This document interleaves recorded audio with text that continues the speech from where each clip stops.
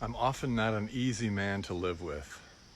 I'm not even easy to live with within myself, for myself. So it was on this river last night. It was a beautiful night at sunset. And we decided, Janine and I, let's go have a canoe ride down the river. We'd go down about an hour and a half and float into another park on the canoe and enjoy the time. It was great. It was wonderful. But I seemed to mess everything up in my life. As we were going down the river, we realized that her phone was dying. So we didn't really have a way to contact our son to come and pick us up when we were done with our canoe trip. Well, we finally did get a hold of him, and we set a time when he'd come down and pick us up, and then the phone died. So we were trusting, and it was all good, and everything would work out.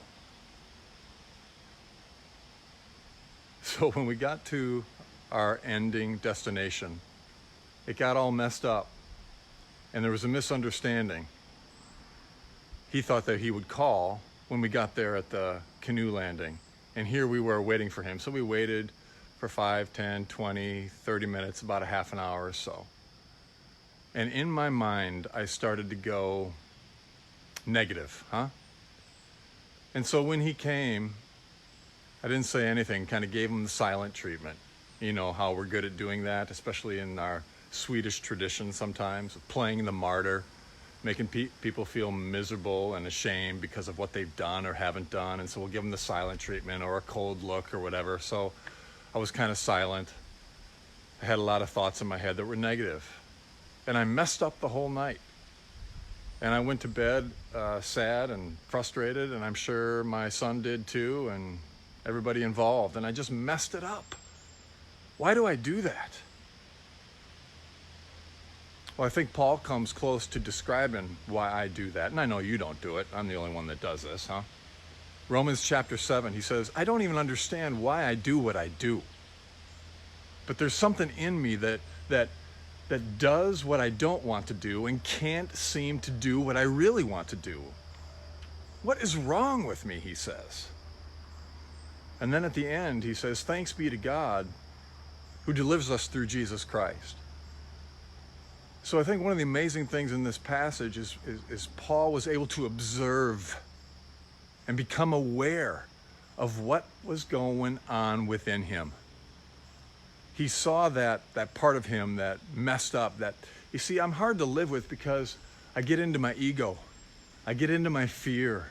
I get into my small self, my little self, my messed up self, and I forget who I really am in Christ.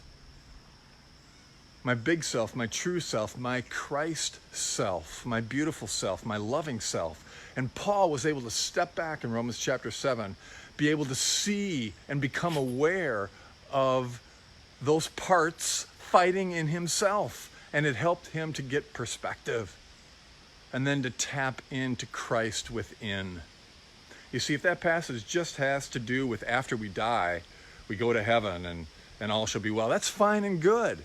But if it doesn't have anything to do with the struggle in my daily life, then what practical good is it? But I think it has amazing possibilities and truth in it to help us see that we are not our messed upness. We are not our sinfulness. We are not our mistakenness.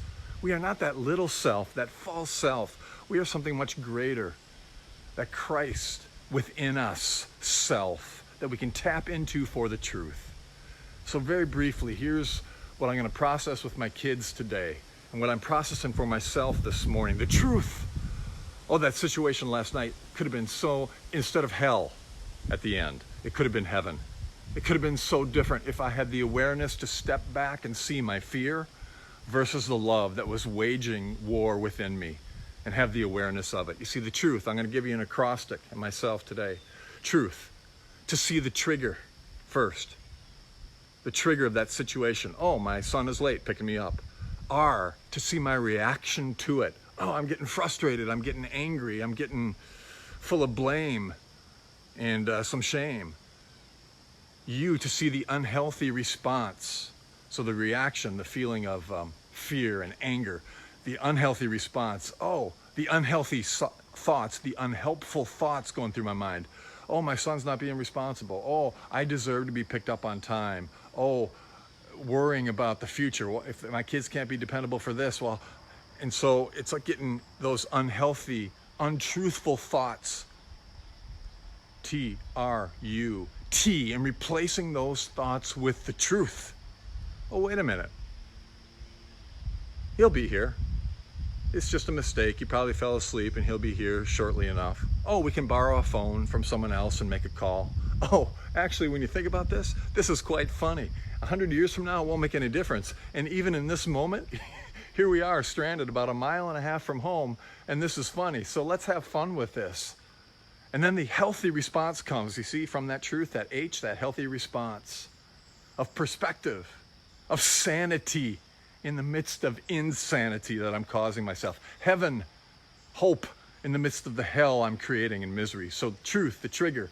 R, the reaction, the response. U, the unhelpful, unhealthy thought. T, replace that with the truth and perspective. Step away and get awareness. H, that leads to the healthy response and to laughter and to love. And how different it could be when he came down and I greeted him in love and laughed, saying, hey, I thought we were going to be able to have to camp here tonight, and your mom and I survive and be survival of the fittest.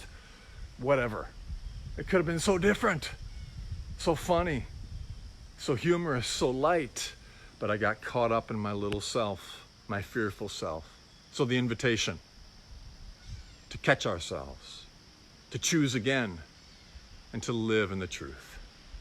So Lucas, I love you. I'm sorry. It wasn't about you. It was about me. And your dad's still learning. Forgive me. Maybe you need to say that same thing to somebody in your life today and practice living out the truth like I want to try to do more and more. So until next time, may you live all the days of your life.